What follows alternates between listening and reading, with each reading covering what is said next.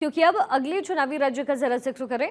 महाराष्ट्र विधानसभा चुनाव में प्रचार आज खत्म हो जाएगा।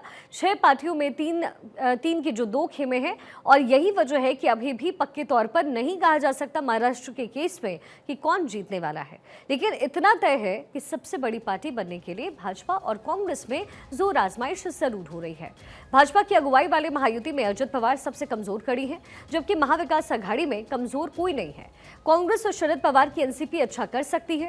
तीसरे नंबर पर उद्धव ठाकरे की शिवसेना रह सकती है। हालांकि ये अजित पवार जितनी कमजोर भी नहीं रहने वाली है। इसके साथ ही नारे भी खूब सुनने को मिले महाराष्ट्र के चुनाव में। बटेंगे तो कटेंगे का अचूक नारा कितना असर डालने वाला है ये तो 23 नवंबर को ही पता चलेगा। लेकिन अभी तो इन नारों को लेकर के जो महायुति है वही एकजुट नहीं दिखी। अजित पवार कह चुके हैं कि ये नारा महाराष्ट्र में काम नहीं करेगा, लेकिन चुनावी विश्लेषक लाडली बहन योजना को बीजेपी का मास्टर स्ट्रोक कह रहे हैं। वहीं दूसरी ओर भाजपा के नुकसान की आशंका जताने वालों का कहना यह भी है कि पिछले विधानसभा चुनाव में भाजपा के पक्ष में मराठा समुदाय ने जिस तरीके से वोटिंग की, इस बार वैसा नहीं होगा, इसलिए उसका 100 के पार जाना भी मुश्किल इस समय लग रहा है। अब परिणाम की बात करें तो अगर महायुति को बहुमत मिलता है तो सरकार बनाने में वो देर नहीं करेगी, क्योंकि उसे सीएम तय करने में समय नहीं लगेगा। अजित पवार पहले ही अपना स्टैंड तय कर चुके हैं। दूसरी ओर महाविकास अघाड़ी को बहुमत मिला तो सरकार गठन से बड़ी चुनौती सीएम तय करना होगा। टिकट बंटवारे के दौरान कांग्रेस और उद्धव सेना के बीच खींचतान जग जाहिर है। तो कुल मिलाकर के महाराष्ट्र में क्या होगा, इस पर एक राय जो है वो बना पाना इस समय मुश्किल है। लेकिन इतना तय है कि महाराष्ट्र विधानसभा चुनाव के परिणाम चौंकाने वाले डेफिनेटली होने वाले हैं। अदिति हमारे साथ कनेक्टेड है। अदिति, महाराष्ट्र की तस्वीर किसी ने भी साफ तरीके से नहीं बताई है, क्योंकि जाहिर है जिस तरीके से पार्टियों में अंदरूनी टूट हुई, अलग अलग बट चुके हैं। अगर पूरी तरीके से फेवर में बीजेपी की जाता भी है तो भी बड़ी आशंका है, और वही महाविकास अघाड़ी के फेवर में जाए तो वहां तो दिक्कत ही दिक्कत है।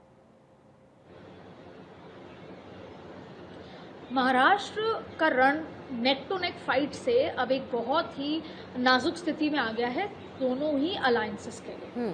महाराष्ट्र को 6 रीजन में जब हम देखते हैं, और अगर हम नागपुर से शुरू करते हैं, विदर्भ से जहाँ पे 62 सीट्स हैं, फिर पश्चिम महाराष्ट्र का जिक्र करते हैं, फिर उत्तर महाराष्ट्र का जिक्र करते हैं, फिर मुंबई, फिर कोंकण, ये तमाम जो अलग अलग जिक्र करते हैं, हर रीजन में अलग मुद्दे हैं और हर रीजन में नेक टू नेक फाइट है। अब हम इसको विस्तार से समझते हैं।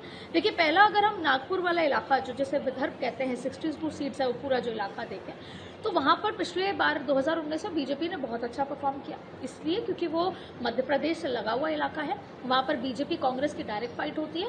बीजेपी कांग्रेस की जहाँ डायरेक्ट फाइट होती है वहाँ बीजेपी को एज होती है, और वहाँ आरएसएस का गढ़ है। देवेंद्र फडणवीस वहाँ से चुनाव लड़ते हैं, नितिन गडकरी का प्रभाव है, तो जाहिर तौर पर सब कुछ समीकरण बीजेपी के लिहाज से होता है, तो बीजेपी की वहाँ पर एज मानी जा रही है। और वहाँ पर लाडली बहन योजना का वैसा ही इम्पैक्ट है जैसे मध्य प्रदेश में था।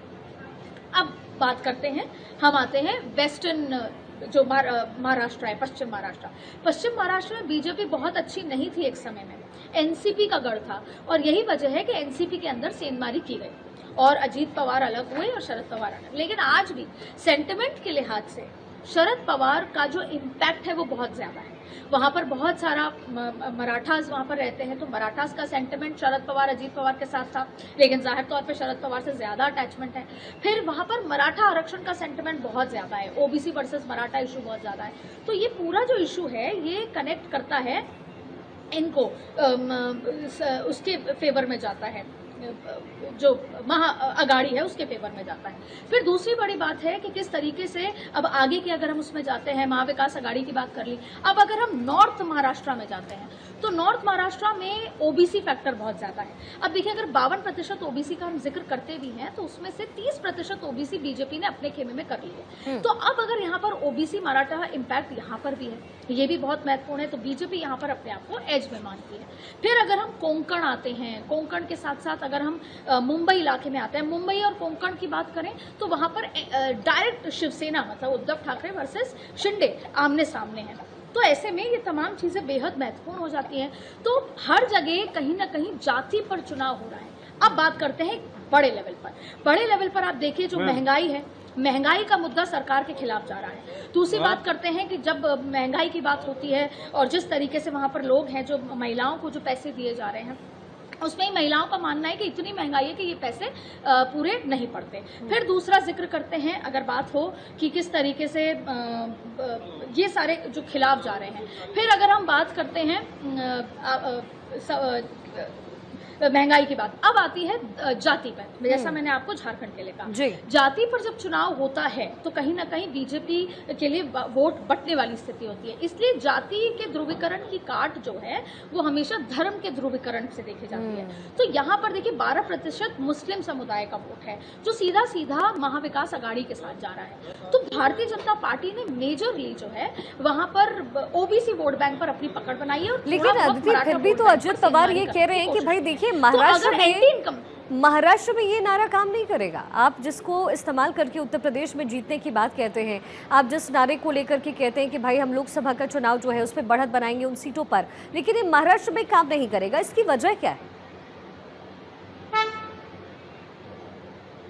देखिए, ना सिर्फ अजीत पवार बल्कि पंकजा मुंडे भी यही मानती हैं। पंकजा मुंडे भी यही मानती हैं कि जो कटेंगे जो बटेंगे जैसे नारे हैं वो उत्तर प्रदेश में चलते हैं, दूसरी जगह चलते हैं, महाराष्ट्र में नहीं चलेंगे। लेकिन भारतीय जनता पार्टी को ये समझ आता है कि जहाँ जातीय का तोड़ ढूंढना है वहां पर लामबंद करना होगा। और भारतीय जनता पार्टी यही चाहती है कि पूरा का पूरा जो हिंदू है वो लामबंद हो जाए और 12% जो मुस्लिम है वो लामबंद होकर अगर महाविकास अघाड़ी के पास चला भी जाता है।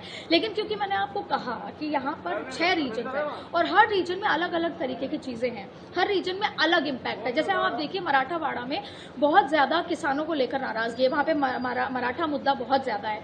मराठावाड़ा में किसानों के जो सोयाबीन का इशू है वो इतना ज्यादा है कि वो सरकार के खिलाफ जा रहा है।